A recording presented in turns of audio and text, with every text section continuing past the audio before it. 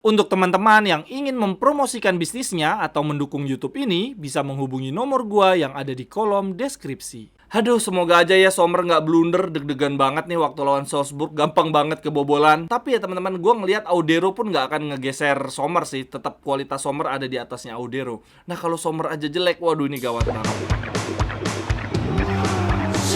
Cerewetan ceking kita nyerewetin apa aja.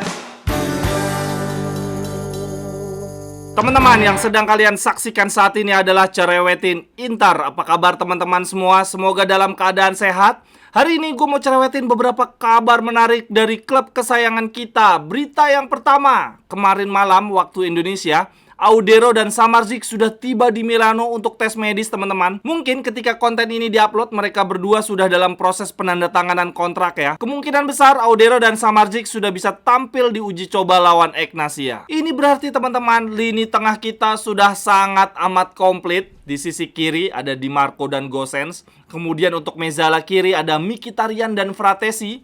Untuk Regista ada Hakan, Calhanoglu dan Aslani. Di Mezzala kanan ada Barella dan Samardzic. Dan kemudian di wing back kanan ada Dumfries dan Cuadrado. Luar biasa keren untuk lini tengah kita. Ya paling kalaupun ada perubahan kita akan melepas Gosens ya. Karena Gosens sampai dengan saat ini sebetulnya masih berharap mendapatkan klub yang menjamin dia mendapatkan banyak menit bermain. Sedangkan di Inter dia tahu betul bahwa Di Marco sedang on fire. Kemudian untuk lini belakang dan lini depan kita teman-teman, sampai saat ini kita belum menemukan pengganti Skriniar, belum menemukan pengganti Lukaku. Dan kemudian di lini depan manajemen juga masih mencari klub yang bisa menampung Korea ya. Berarti di lini depan kita masih mengincar dua penyerang lagi, pengganti Lukaku dan pengganti Korea. Berarti teman-teman sampai dengan bursa transfer musim panas ini ditutup, kita masih mengincar 3 pemain ya, pengganti Skriniar, lini belakang dan 2 penyerang. Nah terkait Mercato teman-teman, sepertinya Inter benar-benar sudah frustasi ya mencari pengganti Skriniar yang tadinya Parvard, kemudian kualitasnya menurun menjadi Toloi. Sekarang ada nama baru lagi yaitu Tomiyasu. Begitu juga di lini depan yang awalnya mengincar Morata, kemudian mengincar Siamaka, sekarang turun, muncul nama baru lagi yaitu Arnautovic. Kalau menurut teman-teman gimana nih? Setuju nggak Arnautovic dan Tomiyasu datang di musim ini untuk menggantikan Lukaku dan Skriniar? Arnautovic sendiri teman-teman sebetulnya dari sisi kualitas ya lumayan lah. Kemudian dari sisi gaya bermain, postur tubuh sesuai banget dengan kebutuhan Inzaghi. Tetapi sayangnya cederanya itu nggak nahan.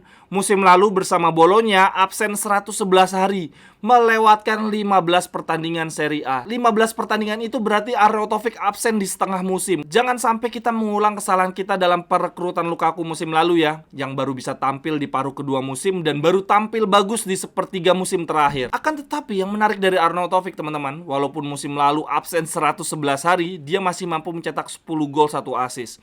Bahkan di musim sebelumnya lagi mampu mencetak 14 gol dan 1 assist. Jadi dari sisi kualitas, kalau Arnautovic mampu bugar ya, kalau tim medis kita bisa menggaransi kebugaran Arnautovic, wah ini akan menjadi tambahan amunisi yang sangat amat bagus. Dan menariknya di pramusim ini Arnautovic bersama Bolonya, dia tampil 90 menit lawan Monaco, kemudian ada satu pertandingan lagi dia tampil 60 menit. Jadi secara kebugaran perlahan mulai membaik, mungkin itulah yang membuat Inter mulai tertarik, mulai mempertimbangkan Arnautovic. Nah balik lagi ke Mercato, ini dari beberapa media yang gue baca, Inter memang sengaja mencari striker yang harganya murah karena uang mereka, budget Inter akan diinvestasikan untuk Tomiyasu sebesar 20 juta. Oleh karena itulah Inter mengincar Arnautovic ya, karena harganya sangat murah.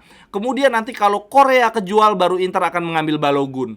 Kalau menurut gue ya kombinasi Lautaro, Thuram, Arnautovic dan Balogun ini bagus banget. Lalu lanjut berita ketiga untuk cerewetin Inter hari ini. Selamat ulang tahun yang ke-50 untuk legenda dan mantan kapten treble kita Javier Zanetti.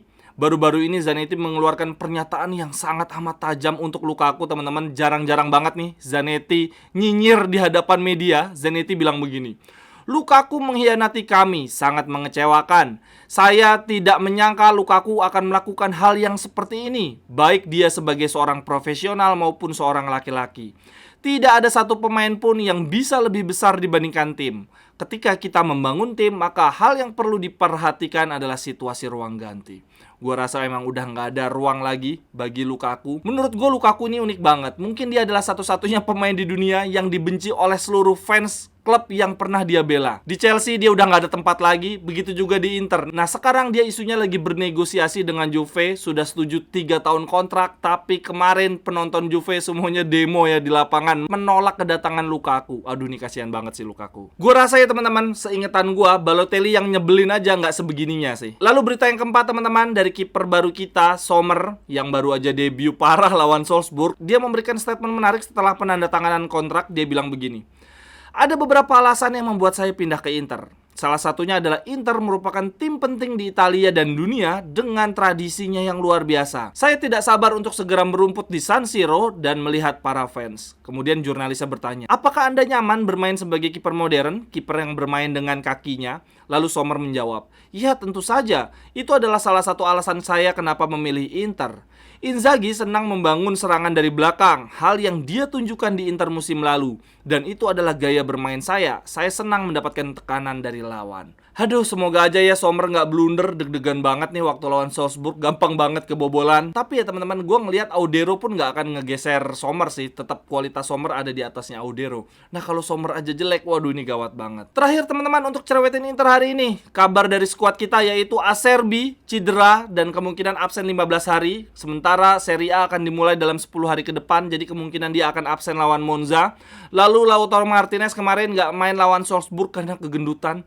Gimana bisa pemain level juara dunia sudah pemusatan latihan 1 bulan tapi masih kegendutan? Ini bahaya banget nih. Semoga waktu 10 hari terakhir ini bisa dimanfaatkan dengan baik oleh Inzaghi. Sekian dulu untuk cerewetin Inter hari ini teman-teman. Silahkan tuliskan pendapat teman-teman di kolom komentar. Sampai ketemu di cerewetan-cerewetan berikutnya. Cerewet